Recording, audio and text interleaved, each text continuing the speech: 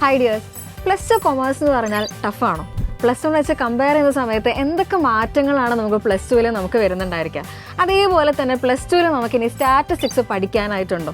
ഇങ്ങനെ ഒരുപാട് ക്വസ്റ്റ്യൻസ് ആണ് പല വിദ്യാർത്ഥികൾക്കും എന്നുള്ളത്. നമുക്ക് ആദ്യം തന്നെ സ്റ്റാറ്റിസ്റ്റിക്സിൻ്റെ കേസ് നോക്കുകയാണെങ്കിൽ പ്ലസ് വണ്ണിൽ നമുക്ക് സത്യം പറഞ്ഞാൽ 2 സ്റ്റാറ്റിസ്റ്റിക്സ് ഉണ്ടായിരുന്നു. അതായത് എക്കണോമിക്സിൻ്റെ ഭാഗമായിട്ട് നിങ്ങൾ പഠിച്ച ഒരു സ്റ്റാറ്റിസ്റ്റിക്സ് ഫോർ എക്കണോമിക്സ് എന്നുള്ള പേപ്പറാണ് അത് നിങ്ങൾ പഠിച്ചിട്ടുണ്ടായിരിക്കുക. അതല്ലാതെ വന്നിട്ടുണ്ടായിരുന്നു option paper statistics. Option paper പഠിച്ച വിദ്യാർത്ഥികളാണെങ്കിൽ നിങ്ങൾക്ക് പ്ലസ് ടുവിലേക്ക് വരുമ്പോഴും അതേ സ്റ്റാറ്റിസ്റ്റിക്സ് തന്നെ ഉണ്ടായിരിക്കും. നമുക്ക് അതിൻ്റെ കുറച്ച് അഡ്വാൻസ്ഡ് വേർഷനാണ് ഈ ഒരു വർഷം പഠിക്കാനായിട്ടുണ്ടായിരിക്കുക. ഇനി എക്കണോമിക്സിൻ്റെ ഭാഗമായിട്ട് മാത്രം, അതായത് നിങ്ങൾ option paper may be computer ആപ്ലിക്കേഷനോ മാത്സോ അല്ലെങ്കിൽ പൊളിറ്റിക്കൽ സയൻസോ ഒക്കെ ആയിട്ട് ഉണ്ടായിരുന്ന വിദ്യാർത്ഥികളാണെങ്കിൽ നിങ്ങൾക്ക് പ്ലസ് ടുവിലേക്ക് വരുന്ന സമയത്ത് സ്റ്റാറ്റിസ്റ്റിക്സ് എന്നുള്ളൊരു വിഷയം ഉണ്ടായിരിക്കില്ല. എക്കണോമിക്സിൽ ഈ ഒരു വർഷം നോക്കുകയാണെങ്കിൽ മൈക്രോ എക്കണോമിക്സ്, മാക്രോ എക്കണോമിക്സ് ഇങ്ങനെ 2 പേപ്പേഴ്സ് മാത്രമായിരിക്കും നിങ്ങൾക്ക് ഉണ്ടായിരിക്കാം.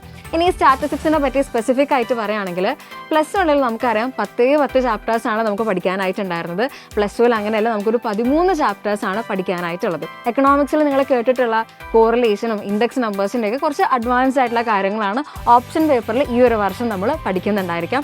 കോറിലേഷൻ അനാലിസിസിൽ സ്റ്റാർട്ട് ചെയ്ത് 13ാമത്തെ ചാപ്റ്റർ ഇൻഡെക്സ് നമ്പേഴ്സ് വരെയാണ് ഈ ഒരു വർഷത്തെ നമ്മളുടെ ഒരു പോർഷൻ എന്ന് പറയുന്നത്. ഇനി എങ്ങനെയാണ് അതിൻ്റെ സിലബസ് നോക്കിക്കഴിഞ്ഞാൽ നമുക്കറിയാം പ്ലസ് വണ്ണിൽ കുറേ തിയറി പോർഷൻസ് നമുക്കുണ്ടായിരുന്നു. പക്ഷേ നമുക്ക് പ്ലസ് ടുവിലേക്ക് വരുമ്പോൾ അങ്ങനെയല്ല. തിയറീനെക്കാട്ടും അധികമായിട്ട് നമുക്ക് ഒരുപാട് ഇക്വേഷൻസ് വരുന്നുണ്ട്, ഒരുപാട് പ്രോബ്ലംസ് വരുന്നുണ്ട്. ഇനി എക്സാമിൻ്റെ തലേന്നുള്ള ലൈവ് ക്ലാസ് മാത്രം കണ്ട് പാസ്സാകാം എന്ന് വിചാരിച്ചു കഴിഞ്ഞാൽ ഈ വർഷം നിങ്ങൾക്ക് കൃത്യമായിട്ടൊരു പണി നിങ്ങൾക്ക് കിട്ടും. കാരണം അങ്ങനെ നമുക്ക് പാസ്സാകാൻ വേണ്ടി പറ്റുന്നതല്ല. നമ്മൾ പ്ലസ് ടുവിൻ്റെ പോർഷൻസ് എന്ന് പറയുന്നത് അത്യാവശ്യം അഡ്വാൻസ് ആയിട്ടുള്ളതാണ്. നമ്മൾ ഈ ഒരു വർഷത്തെ പോർഷൻസ് എന്ന് പറഞ്ഞു കഴിഞ്ഞാൽ എല്ലാ സബ്ജക്റ്റും ഇതേപോലെ തന്നെയാണ്. അത്ര സിമ്പിളായിട്ടുള്ള കാര്യങ്ങളല്ല. സിസ്റ്റമാറ്റിക് ആയിട്ട് പഠിക്കുക എന്നുള്ളത് വളരെ ഇമ്പോർട്ടൻ്റ് ആയിട്ടുള്ളൊരു കാര്യം കൂടെയാണ്.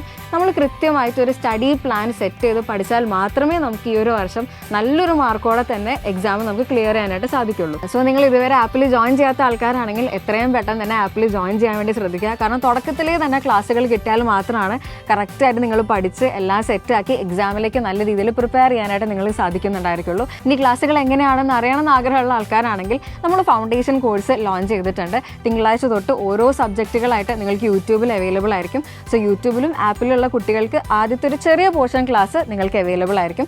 അതിനുശേഷം കംപ്ലീറ്റ്ലി ആപ്പിലായിരിക്കും നിങ്ങൾക്ക് ക്ലാസ്സുകൾ കിട്ടുന്നുണ്ടായിരിക്കുക. സോ ഓരോ ചാപ്റ്റേഴ്സും സിസ്റ്റമാറ്റിക്കായി കംപ്ലീറ്റ് ആയിട്ട് നിങ്ങൾക്ക് പഠിക്കണം, അതിനുശേഷം ചാപ്റ്റർ വൈസ് ആയിട്ടുള്ള എക്സാം ഒക്കെ എഴുതണം എന്നൊക്കെയാണെങ്കിൽ ആപ്പിൽ ജോയിൻ ചെയ്യാനായിട്ട് ശ്രദ്ധിക്കുക. പ്ലസ് വണ്ണിൽ പോലെയൊന്നല്ല, നമുക്ക് പ്ലസ് ടുവിൽ കുറച്ചധികം സീരിയസ് ആയിട്ട് പഠിച്ചു തുടങ്ങേണ്ട സമയമായിട്ടുണ്ട്. അപ്പോൾ എല്ലാവരും നമ്മളെ ഫൗണ്ടേഷൻ ക്ലാസ്സിൽ ജോയിൻ ചെയ്യുക. All the best.